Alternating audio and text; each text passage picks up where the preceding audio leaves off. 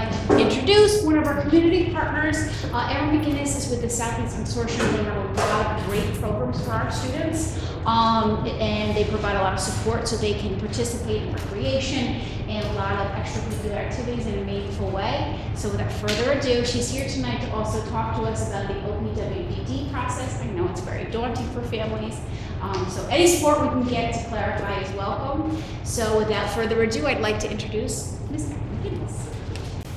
Hey everybody, my name is Erin. I am a program supervisor with Southeast Consortium for Special Services. I'm going to talk a little bit in my presentation here about who we are, what we do, but that'll only be a segment of what I plan on discussing.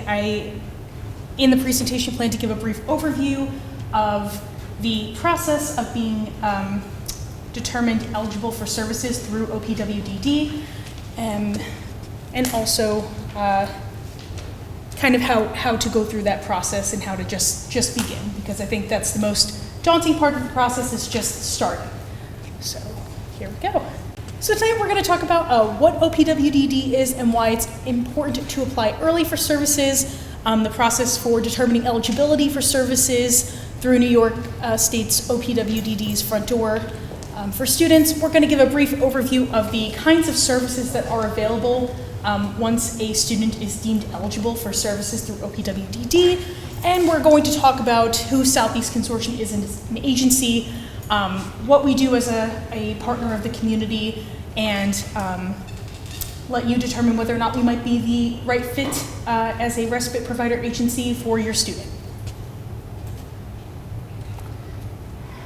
You'll see pictures of our individuals interspersed throughout the presentation. I just think pictures best illustrate who Southeast Consortium is. This is one of our individuals in Partners in Sports, Maggie, who is about to make a basket. So who we are, Southeast Consortium is a nonprofit community-based organization. We provide therapeutic recreation services and other opportunities to individuals with disabilities. We serve individuals ages 5 to 70. We don't cap our programs at any age overall. We have youth teen programs and then teen adult programs. We serve all of Westchester County, but specifically our area of Westchester, and those who reside within the listed consortium areas. And as you can see, Tuckahoe is listed in our area, so we do welcome residents to come find out about who we are and hopefully to attend our programs. Hey, this is Rajiv and Sasha at Zumba, which takes place at the Damiano Center in Rye. So why you should apply now for your student for services through OPWDD? Most often during intake meetings, which is our initial section of the enrollment process, we get families that come in and tell us that they are interested in pursuing services for their individual, but haven't applied yet for services for their individual through New York State OPWDD, or they have not heard of us at all, which is disappointing, but that's why we're here today, and are unaware of the other types of services available to them.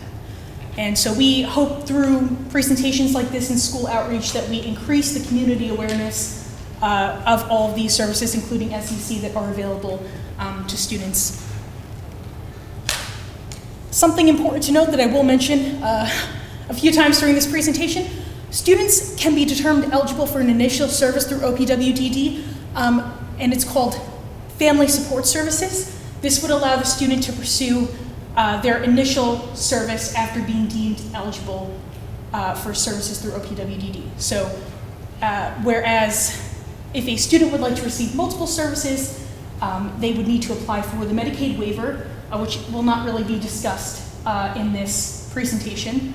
But if a student is brand new to applying for services, this is kind of the way to start your individual with services and get them involved in whatever it is that you need at that moment, whether it be, usually it's community-based services at a younger age, respite, community habilitation, maybe down the road a day habilitation program.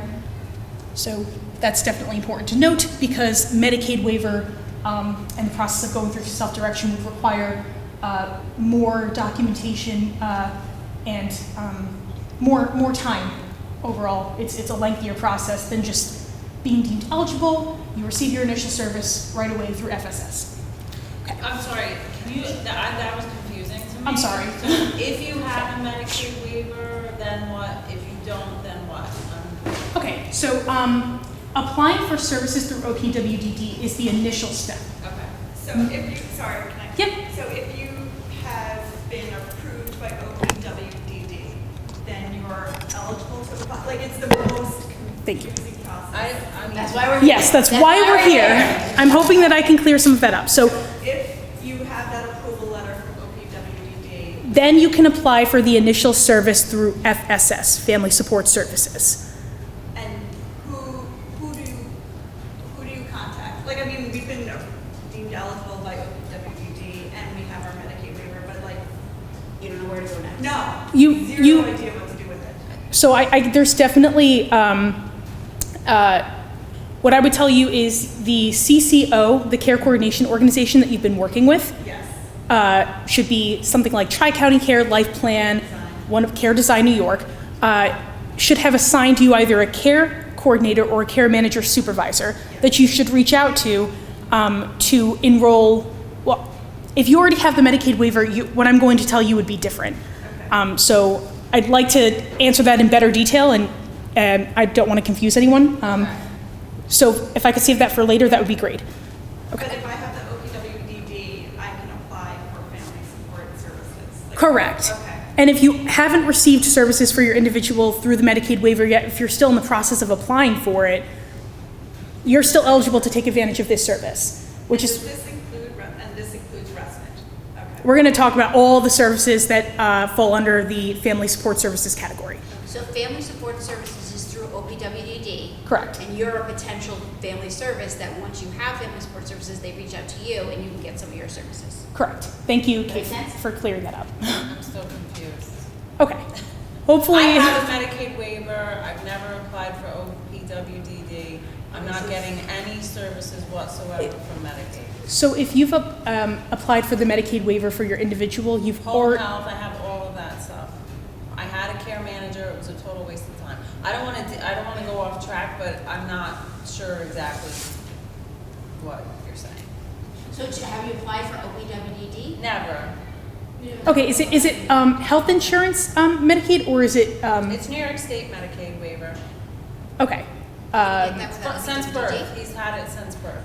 Okay, so your care coordinator should be discussing services. None of them. They were all for adults, not for a 5-year-old child. Well, age 5 is, I mean, they do start younger, but most services, like we start at age 5 for the individuals that we serve. Every agency is different. Not one service they talked about was for a child.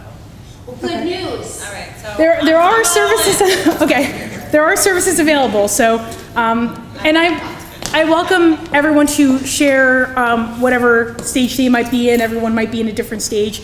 I am hoping to clear some things up, so hopefully that happens as we go through, okay? Okay, so why we should apply for services now? How many families, just by a quick show of hands, have not applied for services through OPWDD yet? Okay, so it doesn't matter where your student is in their academic career, it's beneficial to apply now because down the line, as you can see, a lot of the things that follow OPWDD eligibility take time. So for example, just determining OPWDD eligibility, the process of submitting all of the required paperwork, which we are going to go over, the process of having that paperwork reviewed by eligibility coordinators from OPWDD, that process is estimated, we estimated at 6 months, I believe OPWDD estimated at 1 to 3. They are frequently backlogged. If you've applied before, then you understand what I am talking about. The process of obtaining the Medicaid waiver, which has to follow being determined eligible. You can't have Medicaid without first being deemed eligible for OPWDD services. That process takes 6 months, and that includes being connected to a care coordination agency. The process of obtaining self-direction, which would be after an individual has Medicaid. If they would like to go the route of self-direction, it's not required. What is self-direction? We're not going to get into that tonight because it's like 3 steps ahead. But basically, We'll have another meeting. we'll have another meeting. Basically, With more trees. when you're assigned a care coordinator, what happens is the care coordinator can help you select services for your individual. Certain respite providers, certain ComHat providers, maybe different therapists. Whereas self-direction is exactly what its name suggests. You are, the individual or the people that care for them are self-directing their services. Let's say you, for example, have a person who you think would be a fantastic ComHab aide for your student. You could hire them using the support of a fiscal intermediary, and you could hire them, pay them what you wish, and they could provide the support and help your individual achieve their goals in the community. But that's a whole other monster. Okay, all right. So we're not going to go into that too much right now. As far as applying for housing, way down the line, I'm sure for a lot of you families, but something that I'm sure is always in the back of everyone's mind, that process takes over 5 years, according to our experience as an agency. So it's really important to start all of these things early. There's no wrong time at this point to start. Ultimately, being deemed eligible for services allows you to obtain services for your individual with less of a delay. I'm sure a lot of you, if you've applied, you're playing the waiting game, and that's not ideal if your individual requires services now. So we want to avoid that. And also, you can receive services at a discounted cost.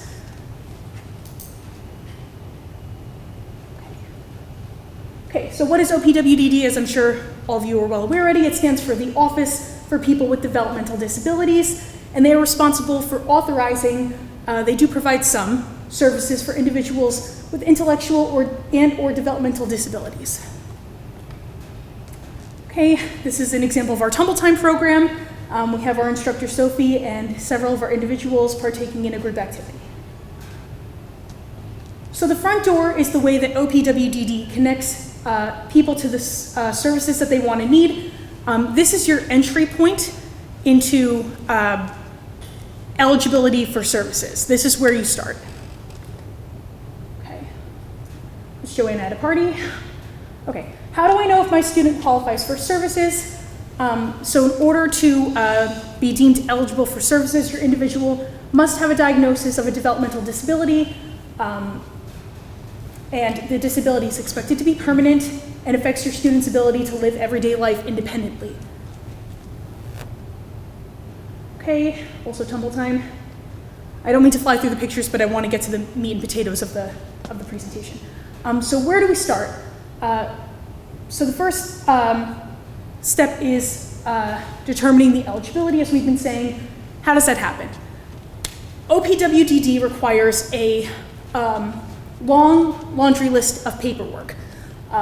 Your school district should be able, should be able to help you with some of the paperwork and providing that, right? So we have a full psychological report, a social developmental history or psychosocial report, which I believe students could get evaluated here for those things. A medical specialty report under 1 year, supporting documentation, obviously that's relevant to everybody, that's coming here. An assessment of adaptive skills, so an IEP or a 504 plan would be evidence of that. Depending on your condition, specialty assessments.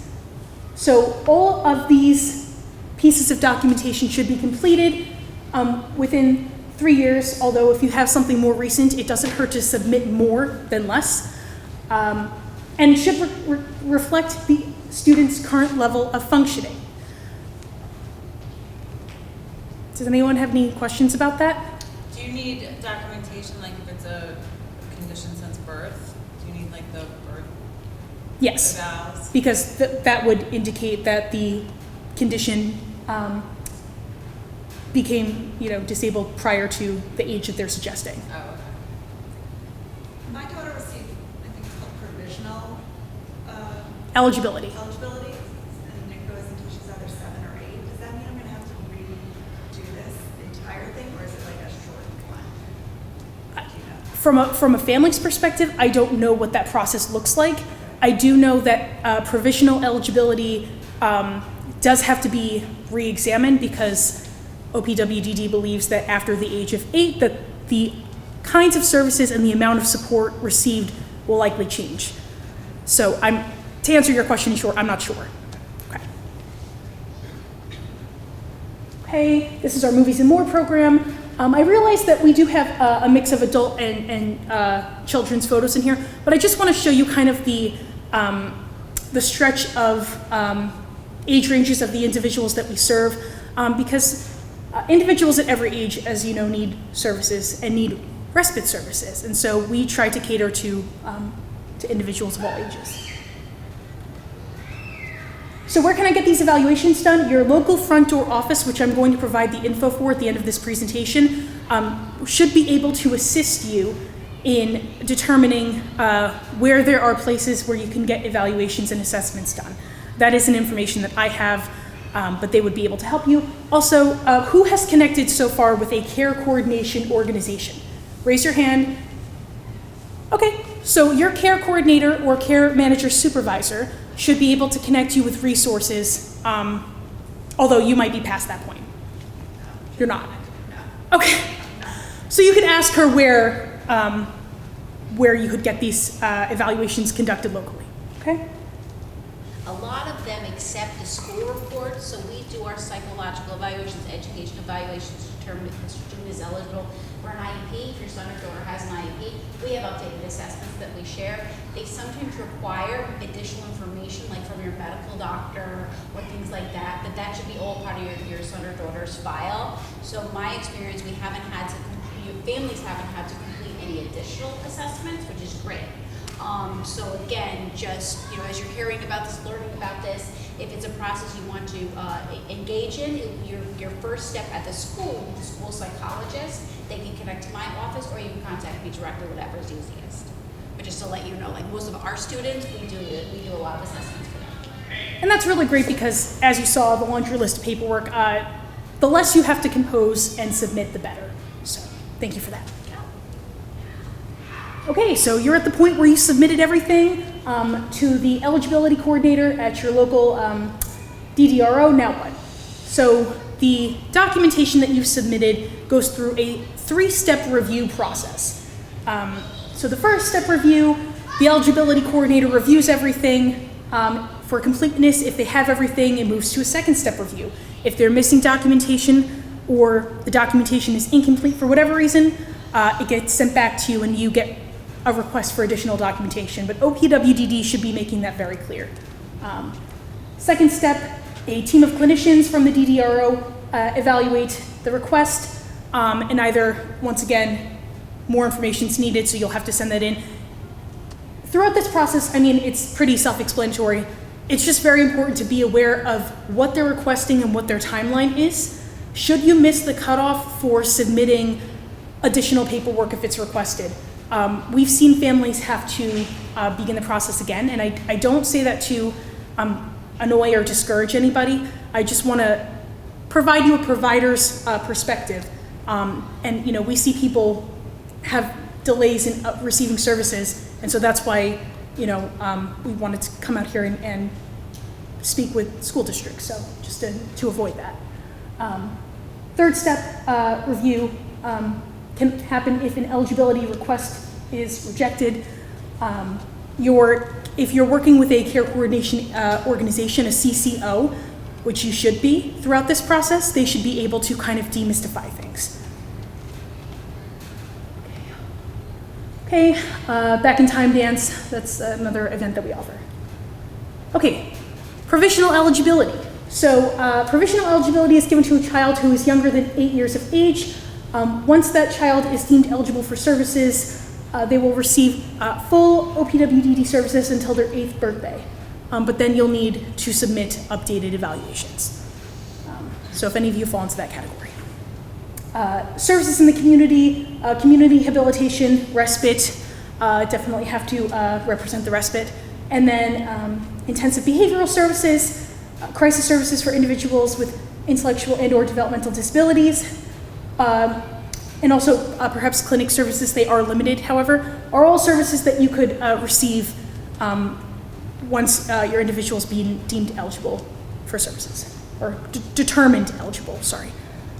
Okay. Dave and Buster's trip. Okay. That is our Teen Chefs program, which is actually, casual plug, taking place right now. Our student from Right across. That is? Yes, right across the Yeah, you way do. at Tuckahoe High School. So, Right. yes, we are very, very involved in the community, especially in Tuckahoe. We run several social events and our SEC Chefs program. So, and also our Partners in Sports program at the and the dances at the Tuckahoe Community Center, not school affiliated, but within the community nonetheless. Are the instructors all volunteers or are they paid? We hire paid, we have paid instructors and as well as paid program staff, and then we do also accept volunteers, but they do go through a application process. And background checks? Background checks, yes. Yeah. Yep. Fingerprinting. Okay, so ComHab allows the experience of being in the community, participating in community activities. So, you know, for example, having if your individual had a ComHab aide, maybe they could go take a trip to the library together and, you know, review how to find library books. Maybe they could go grocery shopping. I know for some of you, this is down the line for your students, maybe not. Maybe there's a community fair happening and, you know, you want your child, your student to go with someone other than a family member. So those are some great examples of how a ComHab aide would be able to serve you, your student, your family, right?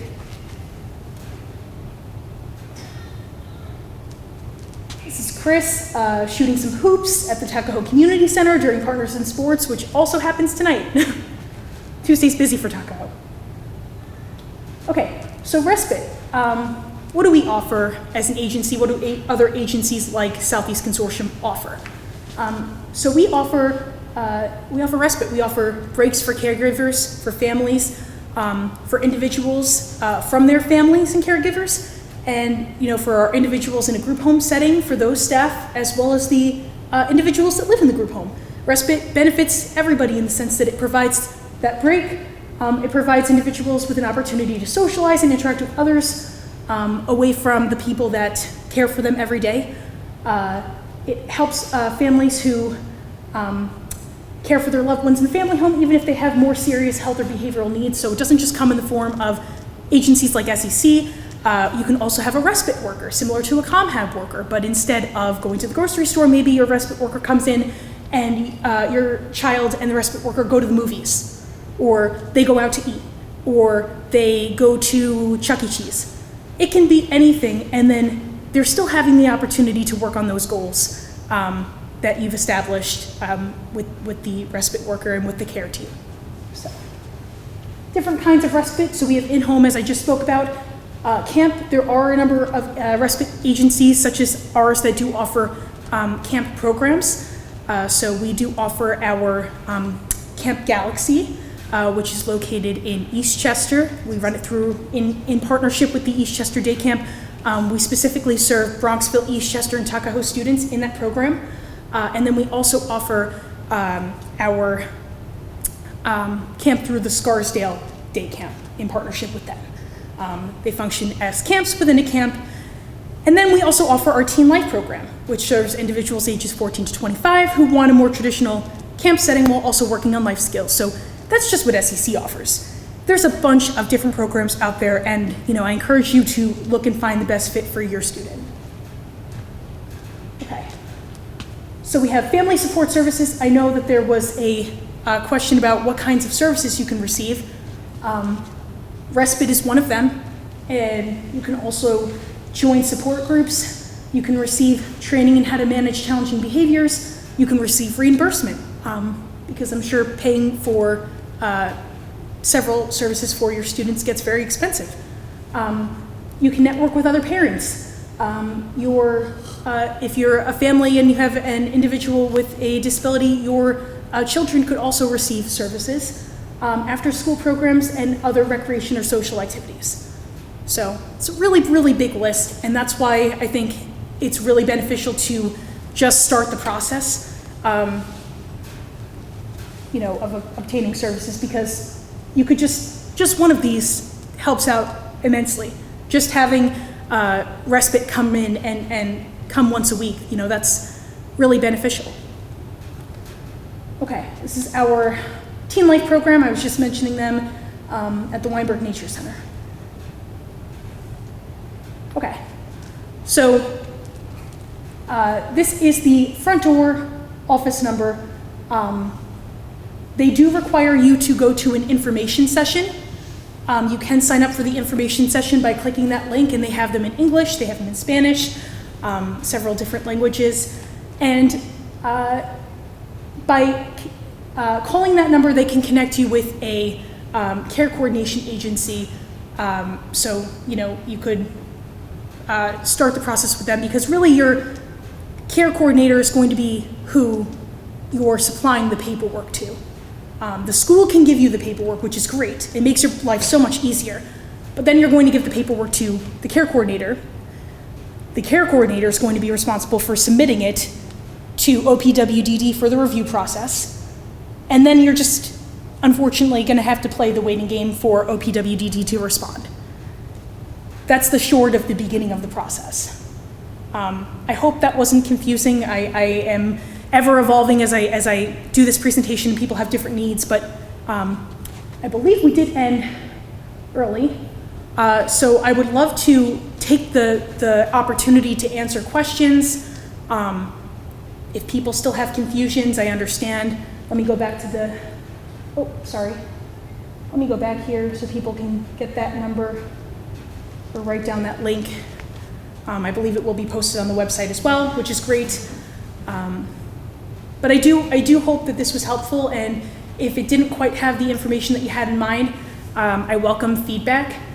We do want to make this, yes. So to start the whole process, I have to call this number? Yes, they can give you the info session can be completed at any point in the process, but the front door can connect you with a CCO or give you a list of care coordination organizations. That's what I mean by CCO. And once you've connected with an organization, you can move forward, and they can connect you with someone who can help you obtain the documentation, gather it for you, go through the process with you.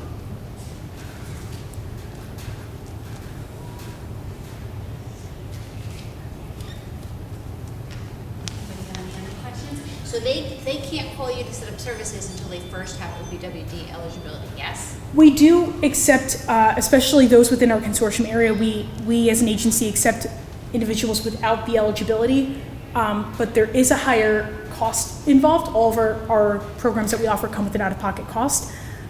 So, there is that to consider. It's not our recommendation, but we, want to serve as many individuals as we can, so we have different, fees associated with the various programs. We do offer our Self-Advocacy Club is a free program for, it's a teen adult program where they discuss different issues. They get together monthly, so that's great if you just want an intro program. I think that the out-of-pocket fee is $5, so that's a good one to start with. Very informative.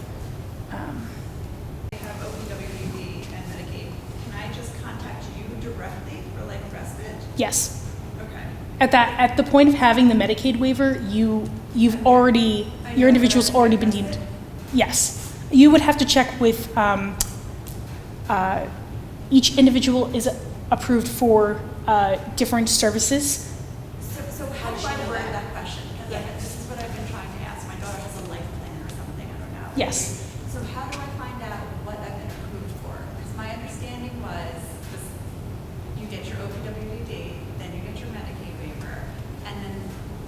that that gives you is the ability to apply for services. It doesn't give you the services, it just makes you eligible to apply. That's actually to me. So we made a life plan. Right. And then how do I find out? I keep trying to ask, like, what did I get approved for? Like, how do I find out if I got Respite or if I got anything? There's usually, I mean, from my perspective, there's paperwork that we require as a respite agency that lists, it's from OPWDD, that lists in, I think it's table B, that respite services have been provided with X amount of units. But your care coordinator should have access to all of that paperwork, because when we request it as the agency, we go through the care coordinators. We don't go through the families. So can I just ask you for Respite and then you would go to my care coordinator? Yes. Okay. So I have a question. So I have an HCBS waiver. I've heard there's many waivers. I can't really understand the differences between them. But I did have a care manager from St. Dominic's Family Services that's under Health Homes program, which I have no idea what that is, but I guess I applied for it. Hudson River Healthcare, doing business as Sun River Health, doing business as Community Healthcare Collaborative, one of the agencies that a coordinator from OPWDD recommended. So can you help me translate that for me? Because I now think I could take a look at she's what. also saying my son he's already approved for this. I've never used it for years. Caregiver support services, psychosocial rehab services, community, psychiatric supports, and treatment services. I've never used any of it. I've had a million emails. I had women that were meeting with my son that were a total waste of time. Total waste of time during COVID.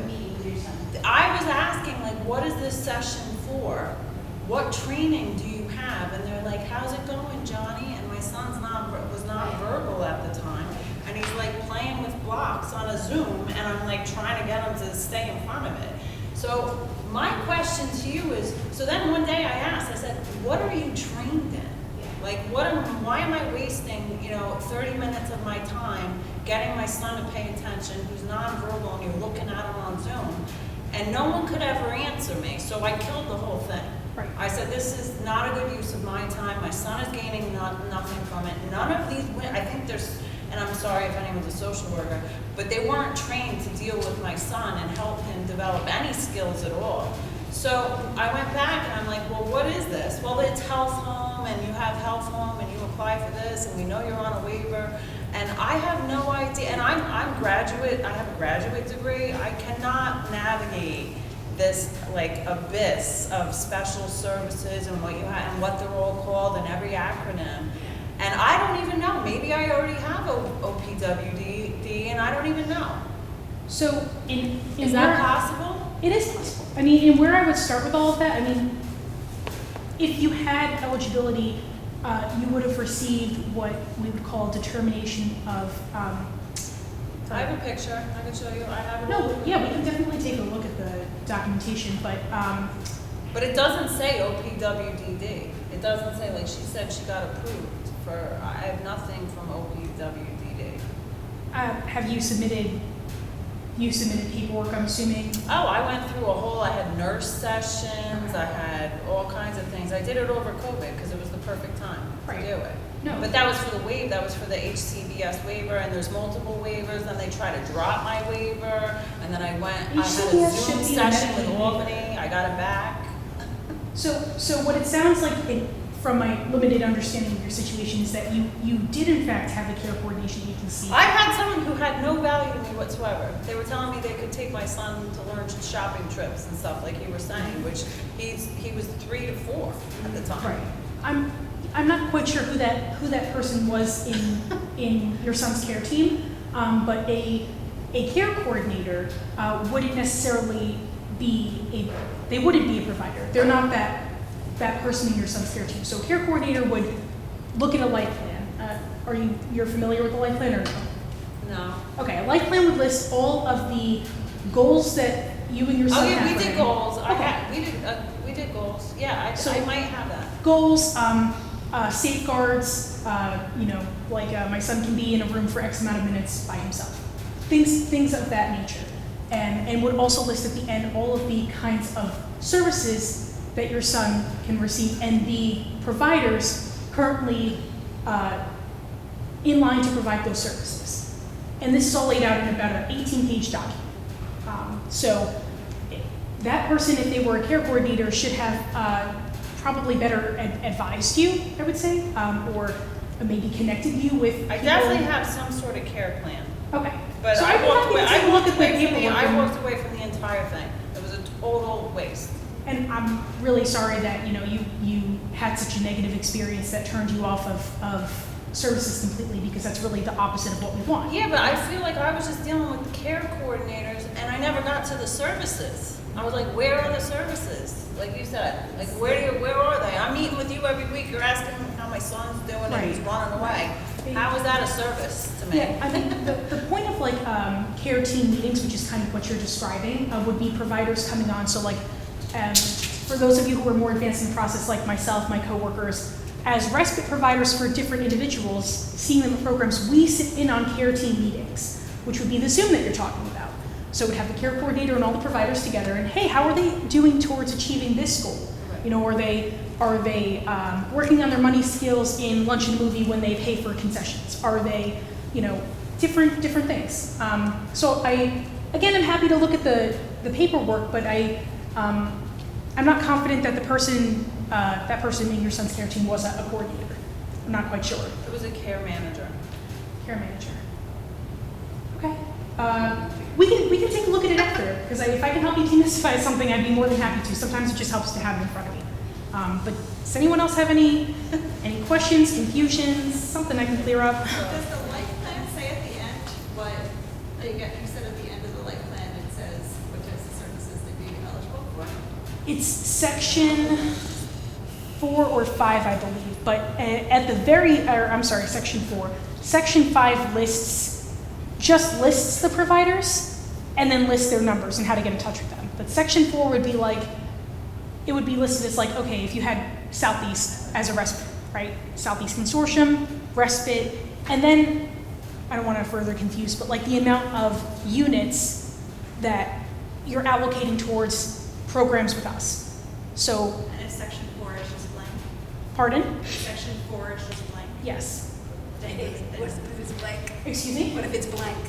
Okay, then we can take a look at it. Yeah. Sorry guys, it's just really helpful to have the paperwork in front of This is me. why it's good to Yeah. start Went with through this whole conversation. process. Right. And nothing. I No. mean, like, because it takes forever to get OPWDD and the Medicaid waiver. After I see it, I Oh can yeah, it took me probably, over a year. Yeah. and that's Well over a year. what I was trying to show with the approximations, is that it's just very lengthy, and the times aren't necessarily the most relevant, because it's just, unfortunately, it's kind of a hurry up and wait game. And so in bringing me here, you know, I was hoping that I could give you a realistic, you know, a realistic perspective of what it takes to apply, be deemed eligible for services, and for those of you who haven't started, you know, to encourage you to start simply by reaching out to your front door, and then also signing yourself up for a front door information session, where that should kind of break the process down more nicely from OPWDD themselves. And again, if you guys want any help with that, put your email down. Yep. I'll organize something for Feel you free guys. to take my card. I mean, I understand things, you know, from the respite provider perspective specifically, but if there's any way I can help, I'd be more than happy to. So feel free to utilize Southeast as a community resource. Yeah, I'm curious what services are available for very young kids, like 5 years old. I see in the brochure there is a tumble time, like a gym. Is there anything else except for gym and respite available for the young kids? Yes. So this is just Southeast's program brochure, but you could look into respite providers across Westchester County and find programs. I'm sorry, you said your student is how old? 5. 5, okay. So, and find, you know, youth programs. But as far as our offerings, currently we are offering a Saturday swim course that is for individuals ages 5 and up. We don't cap that. And it's a learn to swim program. Pretty high in demand. So, you know, that one. And then we also offer tri-sports, which occurs on Thursdays. And we actually run that in Rybrook. It's a movement-based program, an intro to sports program, just getting children comfortable with kind of moving around, working together when they can. And that would be that program. Tumble Time didn't get offered this fall because there was low enrollment. But we are, again, reaching out to schools because we want people to come in at a younger age and take advantages. I mean, the last school I did this at was Mamaroneck, and there was a family who had at the time, a 5-year-old child, and she's 12 now, and they had no idea right around the corner of Mamaroneck that services like ours existed. And, you know, it was hard to listen to that, you know, just the fact that there are services and, you know. Right. And also tell them about our very exciting winter program that we're working on. Yes. For the littles. Yes, so we are working, we are partnering for a making and moving program. And so what we're hoping to accomplish in a weekly hour-long program is to have the children create, I've been looking up different ideas, so I'm getting excited, like a balloon drum, or, you know, make their own like didgeridoo, different kinds of musical instruments, and then utilize those musical instruments in a group-based activity afterwards. So first half would be, you know, making their instruments. Second half would be figuring out a fun and zany way to use it. So that'll be making and moving, and we're hoping to offer it to all Tuckahoe students that have an IEP or 504. This has nothing to do with eligibility. So if you have finally some good news in this, right? So if you have a student that... And for the littles, like yes. kindergarten, first grade? Yes, kindergarten through 3rd grade is what we're hoping to offer it to. So if you have a younger student that has some crazy wild energy that they just need to work it out at some point during the week, they'll most likely be working with me as well as some of our SEC staff. So please, I would urge you to consider that. We'll have more details, you know, It'll be in the right coming here at weeks. school, and then Yes. it'll be an hour long, and you can pick them up afterwards. So it's really, really convenient. We're hoping to start that this winter, right after the new year. So is it all on the website? Yep, so if you are interested in Southeast programs, our website is secrec.org. It's listed on the last page of the brochure, all of our numbers and websites and email addresses. I have my own handy-dandy business card, so if anyone wants to take it, I'd be happy to connect with you about Southeast, about, you know, where you are in the process. And anything that's going to be happening here in the school through our partnership, you will be getting information from your child's teacher, as well as it'll be up on the Cottle newsletter that goes out, and talk about happenings. We'll be communicating that to you directly. Yes. For this Teen Chef, is it too late to sign up for it? So for fall, I can tell you specifically Teen Chefs, high demand, and if you've ever been in this space, we can only take so many individuals. It's currently full. But I would, wherever you are, we should connect afterwards, because it would be a good time to work on things now for the winter, you know, the coming season. Yeah. Because those within the consortium area do receive priority. But you still have to apply for OPWDD. Yes, that's step one. Yes, I mean, we do, again, we offer services to those who don't have eligibility yet, but we don't necessarily endorse that route because there is a higher cost to families. So, but all of the out-of-pocket costs for the programs are listed in this brochure, so. Thanks for coming, and I look forward to, again, if there's any need of our parents, I work closely with our PTA and kind of figuring out needs of our parents, anything, let me know. I'm happy to get more speakers in to help facilitate these good conversations. Thank you. I would love to request a self-direction workshop. I'm gonna write that down. And on that note, there is, if you have the mental bandwidth and energy for it, there's an information session that OPWDD offers for that separately. I would recommend that, I mean, well, you're, seem to be in a different step of the process, so, you know, I'm assuming you did the front door one already. I did the front door. Yeah. Yeah, Yeah. that's where I started with the information session for. Yep. Thanks, everyone. Thank you. We appreciate you coming out. I'll be here for a few minutes if anyone had paperwork questions that they wanted to clear up.